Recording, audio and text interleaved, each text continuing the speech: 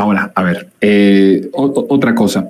¿Por qué sientes tú que el proceso, el solo hecho de decir voto popular, elegir a los ministros, cause tanto malestar verdaderamente en los expertos, en los propios ministros, en la propia comentocracia que hay en nuestro país? ¿Por qué crees que sienten que cuando se habla de esto dicen no es viable, no es posible? ¿A qué le atribuyes tú? Porque no es falta de conocimiento, en todo caso, tú mismo aquí has ilustrado con antecedentes históricos e incluso en otros lugares del mundo que se está aplicando. ¿A qué es lo que le temen con esta cuestión popular? A que en estos momentos históricos el pueblo o la mayoría del pueblo tiene una orientación más al proyecto de transformación. Ese es el sentido. Le tienen miedo al pueblo. Todo este asunto de la Corte y de la revisión constitucional en la Corte, pues es muy antiguo. Su origen, bueno, tal vez está uno de los orígenes en el Federalista, en Madison 51, ¿no? En los papers federalistas. Y la inquietud de los norteamericanos era esa, ¿no? No voy a hacer que el pueblo se equivoque, mande, gobierne.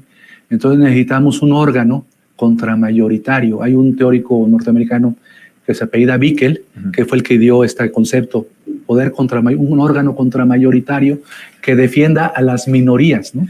Pero las minorías son ellos, claro. son los potentados, eran los ricos anglosajones, que se propietarios de esclavos. Que se convierten en élites. Que era la élite. Entonces, el Poder Judicial, por ejemplo, en los Estados Unidos, fue concebido así, conscientemente, por el miedo a las mayorías, por el miedo al pueblo, para defender los intereses y los derechos de las minorías, propietarios de esclavos, de haciendas, blancos, anglosajones, ¿no?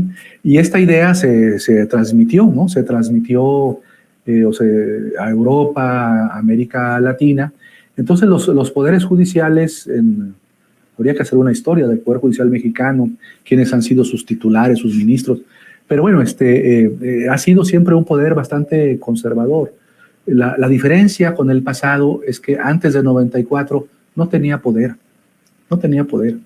Y a partir de 94 le dimos mucho poder, se le dio mucho poder.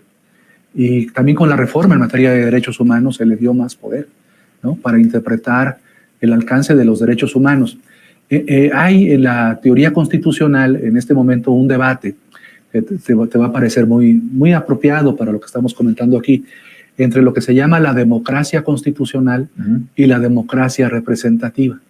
No sé si has oído a la ministra, a la presidenta de la Corte, diciendo que México vive en una democracia constitucional. Sí. ¿Qué es eso de la democracia constitucional? En la democracia constitucional no todo se puede votar, no todo se vota, no todo se delibera. Hay lo que le llaman ellos un coto vedado.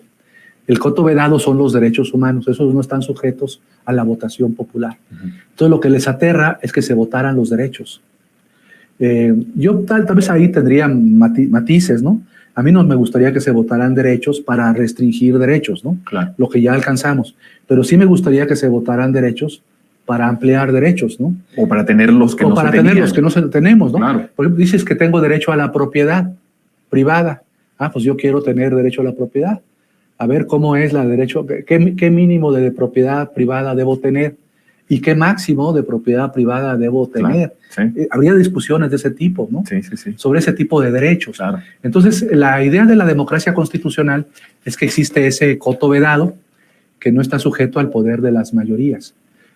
Si te das cuenta, toda esta construcción teórica, jurídica, filosófica, es como ir reduciendo el papel del pueblo, el papel de la sociedad en las decisiones. No puedes elegir a los ministros, no puedes votar sobre derechos.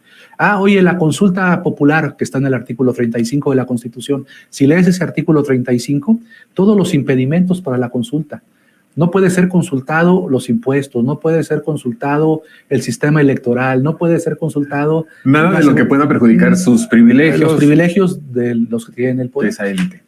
Entonces, es un miedo terrible al pueblo. Es un miedo terrible al pueblo, a la mayoría, y por eso reaccionan así.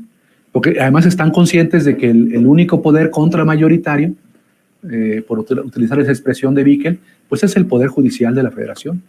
Estamos cerrando esta interesantísima plática y charla, Jaime, y yo quisiera nada más introducir al final. ¿Ves en el escenario con el planteamiento del presidente del Plan C, en primera, hay alguna posibilidad de que con el Plan C se tenga la mayoría requerida en el Congreso para hacer estos cambios que hoy no se pueden porque no se tiene esa mayoría?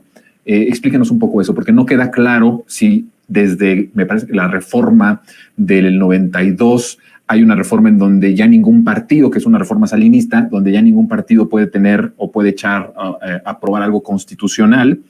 Entonces, ¿cuál es la vía electoral para poder lograr ese Plan C? Y una vez que si es posible, ¿ves probable que se haga un cambio al Poder Judicial de este tamaño que está proponiendo el presidente para el próximo año? Mira, yo creo que sí hay, primero decirte que sí hay, como tú dijiste, candados hacia abajo y hacia arriba, ¿no?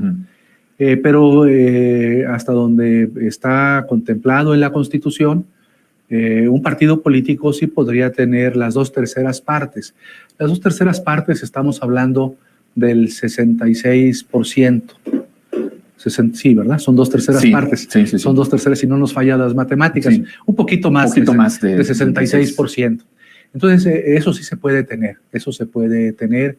Eso no se tuvo en las elecciones intermedias. No se tuvo en las intermedias. ¿En las del 18? En las del 18 se tuvo en diputados. No en senadores. No en senadores. Se tendría que aplicar eso para senadores. Entonces, con una coalición como la que tiene ahora Morena, y con el PT, con el Verde, en fin, con otros partidos que formaran parte de esa coalición, sí se podría tener una mayoría de 66%. Es un escenario posible, muy difícil de conseguir electoralmente, ¿no? Sí. Conseguir el 66% o un poco más, pues es muy complicado, ¿no? Del respaldo. El presidente tuvo en 18 53%. 53%. Estás hablando que tendrá que tener más de 10 de lo que tuvo el presidente López Obrador en 2018 para lograr. Así es. Entonces, pero hay además de la vía esta electoral del voto, de cuánto puedes tener, hay que también, yo creo que hay que pensar en coaliciones.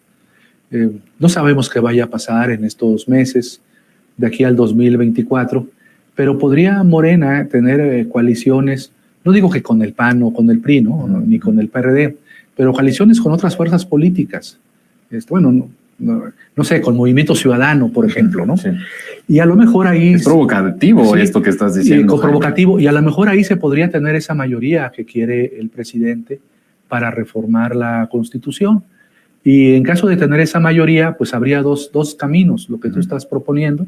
Pues vamos por el Congreso Constituyente. ¿De una vez? De una vez. O vamos por unas reformas integrales a la Constitución para darle más poder a los ciudadanos, ¿no? Claro. Yo creo que esos son los dos caminos. Todo depende o dependerá de circunstancias políticas, de acontecimientos políticos. Muchas gracias, Jonathan. No, hombre, la verdad es que has sido ilustrador. Nos faltó muchísimo más tiempo para poder platicar contigo, Jaime, pero lo que nos has ilustrado, en verdad, que era necesario tener y que quede la vía abierta porque este debate apenas empieza. De hecho, ni ha empezado. Ni ha empezado. Mañana en la Cámara de Diputados estamos invitados unos para empezar el debate. Es bueno. A ver qué pasa. Sí, esto tendrá que... Y va a haber muchas cosas, ¿no? De revisión. Por ejemplo, hay que estudiar muy bien eso del método suizo, el método norteamericano, el método boliviano, por qué nos sirve, todo el pasado constitucional de México, ¿no? Pues van a ser muy interesantes los debates, Jaime. ¿No? Así es. Pues estamos en comunicación abierta. Jonathan. Estamos en Gracias, Jaime Cárdenas. Gracias, en verdad, por estar con nosotros en este espacio. Y bueno, pues a nosotros el tiempo ya se nos terminó. Gracias por su atención. Nos vemos el día de mañana a las 3 de la tarde aquí en Resentidos. Gracias.